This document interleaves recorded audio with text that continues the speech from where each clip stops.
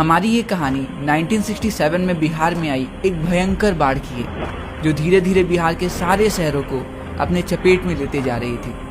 हमारे लेखक बिहार की राजधानी पटना शहर के पास ही एक छोटे से गांव पे रहते थे। ऊंचाई पे होने की वजह से वहां पे आमतौर पे बाढ़ नहीं आती थी, लेकिन इस बार कहानी कुछ और थी। खबर आती है कि पटना में स्थित मुख्यमंत्री आवास और धीरे धीरे पूरा शहर बाढ़ की चपेट में आते जा रहा है। ये खबर सुनते ही लेखक अपने एक दोस्त के साथ बाढ़ का हाल जानने घर से बाहर निकलते हैं और गांधी मैदान के पास एक पान की दुकान में जाते हैं। पान की दुकान के पास लोग रेडियो में बाढ़ का समाचार सुन रहे थे। समाचार दिल को दहलाने वाला था। पता चलता है कि बाढ़ का पानी धीरे धीरे पूरे शहर में घुसता जा रहा है, लेकिन वहाँ खड़े लोगों का तो कुछ और ही कहना था। वो कहते हैं, अरे भैया, एक बार ये पटना शहर गंगा नदी में डूब जाए तो इसके सारे पाप धुल जाएंगे। खैर, शाम के लगभग 7:30-8 बजे लेखक बाढ़ का हाल जानकर वापस अपने फ्लैट में आए ही थे कि सरकार द्वारा लाउड स्पीकर में अनाउंसमेंट होता है, भाइयों, संभावना है कि रात के लगभग 12 बजे तक पानी लोहानपुर, कंकड़बाग और राजेंद्र नगर में घुस जाएगा, तो सावधान रहें और सुरक्षित रहें। इस अनाउंसमेंट के बाद तो लेखक को नींद ही नहीं आ रही थी। सोचा क्यों ना कुछ लिख लें। लिखने बैठे तो उनके दिमाग में बाढ़ की पुरानी यादें ताज़ा हो गईं।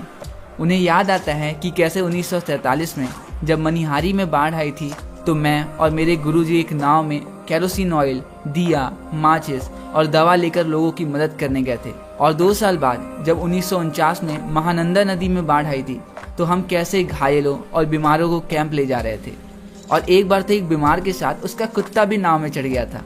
और जब मैं अपने दोस्तों के साथ लोगों की मदद करते हुए कैंप के पास पहुंचा तो देखा कुछ लोगों ने ऊंचे टीले पे एक स्टेज बना लिया है और वहां कभी भालू डांस चल रहा है और कभी एक छोटा सा बौना आदमी एक औरत की एक्टिंग कर रहा है और लोग तालियां बजाते हुए मछलियां भूंज के खा रहे हैं। खैर, इस बार 1967 की ये बाढ़ पहले की तरह नहीं थी, जो सिर्फ कुछ निचले इलाकों तक ही सीमित थी। इस बार पानी राजेंद्र नगर तक पहुँच चुका था।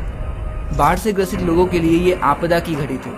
ना उनके पास खाने को अनाज था, न रहने को घर और ना ही पहनने को कपड़े। तो कुछ लोगों के लिए ये बाढ़ मनोरंजन थी।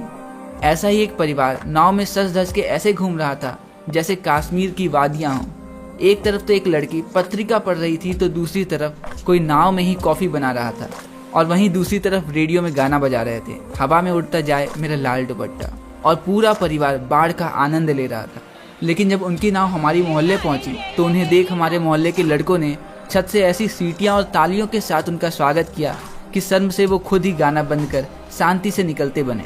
खैर, लिखते लिखते अब रात के 2:30 बज चुके थे और मुझे नींद आ गई। लेकिन लोगों के शोर से सुबह 5 बजे जब मेरी नींद खुली तो देखा चारों ओर पानी भर आया है। मैंने बचपन से ही बाढ़ देखी है, लेकिन इतनी भयंकर नहीं जिससे सिर्फ 2 घंटों में पूरे गाँव में पानी भर जाए। तो बस यहीं पे ख़त्म होता है हमारा चैप्टर इस जल प्रलय में। मिलते हैं अगले वीडियो में अगले चैप्टर के साथ। तब तक के लिए दीजिए मुझे इजाज़त। नमस्कार।